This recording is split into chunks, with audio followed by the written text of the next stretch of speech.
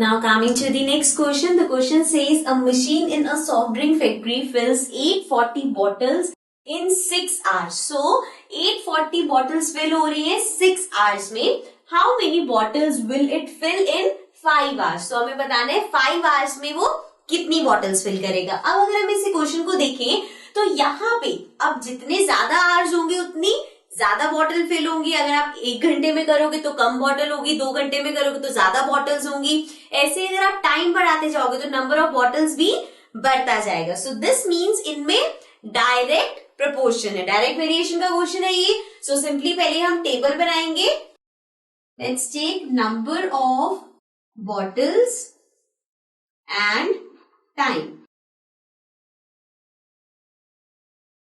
So here number of bottles जो हमें given है that is 840 bottles fill हो रही है कितने hours में? 6 hours में. और हमें फाइंड करना है कि कितनी bottles fill होंगी. उसको हमने x ले लिया 5 hours में. ओके सो हमें पता है ये डायरेक्ट वेरिएशन है. सो हम सिंपली लिख सकते हैं 840 upon 6 equal to x upon 5. Okay and then यहां से हम x की वैल्यू फाइंड कर लेंगे. सो क्रॉस मल्टीप्लाई होगा, 5 मल्टीप्लाई होगा 840 से और x मल्टीप्लाई होगा 6 से. तो ये 6x हो जाएगा. नाउ 840 को मल्टीप्लाई करते हैं 5 से.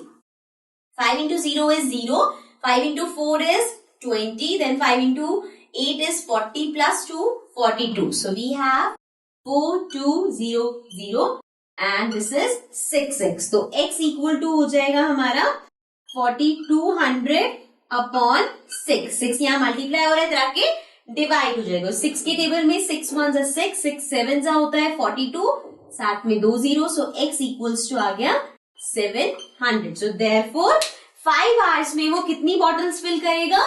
700 बॉटल्स. ओके सो यही हमें फाइंड करना था. 700 is the answer. Now let's move to the next question. Now coming to the next question. So the question says divide 64 into 2 parts such that 3 times the greater part will be equal to 5 times the smaller part. तो आपको 64 को 2 parts में divide करना है. लेकिन यहाँ पे question में ग्रेटर पार्ट भी है, स्मॉलर पार्ट भी है, मतलब 2 इक्वल पार्ट्स में डिवाइड नहीं करना. सो अब वो 2 पार्ट्स क्या होंगे? पहली बात तो किसी नंबर को 2 पार्ट्स में डिवाइड करने का क्या मतलब है? जैसे कि मान लो मेरे पास 5 है तो मैं इसको 2 पार्ट्स में डिवाइड कर सकती हूँ, लाइक 2 plus 3. तो ये 2 पार्ट्स में डिवाइड हो गया. इस तरह से आपको डिवाइड करना है. अब एक नंबर छोटा लेना है, एक नंबर बड़ा लेना है. तो पहले हम x लेट कर लेते हैं. So let the greater number be x. तो हमने लेट कर लिया कि जो 2 पार्ट्स में हम डिवाइड कर रहे हैं उसमें से जो बड़ा वाला नंबर है वो x है. अब अगर बड़ा वाला नंबर x है तो स्मॉलर नंबर जो होगा वो क्या होगा? That will be. अब हमें पता है कि x में ये दोनों नंबर्स मिलके 64 बनाएंगे. बड़ा वाला नंबर और छोटा वाला नंबर मिलके 64 बनाएंगे. तो अगर एक x है तो दूसरा क्या हो जाएगा? 64 माइनस x. राइट 64 में से x हटा देंगे तभी स्मॉलर वाला आएगा. सो ये हमारे पास आ गए 2 नंबर्स. अब इन 2 नंबर्स के बारे में हमें कुछ गिवन है. पहले हम इन दोनों नंबर्स को लिख लेते हैं. एक साइड x लिख लिया और एक साइड 64 माइनस x लिख लिया. तो फिर से रीड करते हैं. अब such that 3 times the greater part. Greater part कौन सा है? x. इसका 3 टाइम्स मतलब 3 से multiply will be equal to 5 times the smaller part. मतलब ये जो स्मॉलर पार्ट है इसका 5 टाइम.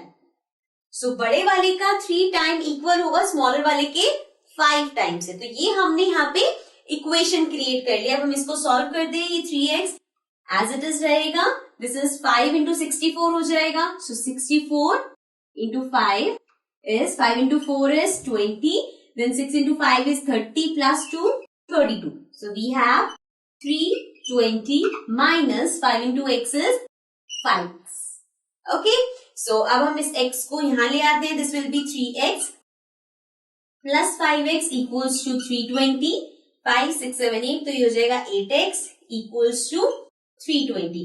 अब यहाँ से हम x की वैल्यू निकाल सकते हैं. 320 अपॉन 8 हो जाएगा. 8 यहाँ मल्टीप्लाई हो रहा है उधर आके डिवाइड हो जाएगा. सो 2 के टेबल से कट करेंगे. This will be 4, this will be 1 6 0. Then 4 1 जा 4, 4 4 जा 16, तो x इक्वल टू आ गया हमारे पास 40। सो x अगर 40 है मतलब ग्रेटर नंबर जो है दैट इज 40, तो स्मॉलर नंबर निकाल लेते हैं।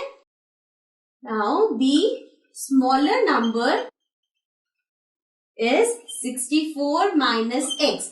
अभी हमने निकाला x की वैल्यू 40 है, तो 64 में से 40 माइनस कर देते हैं।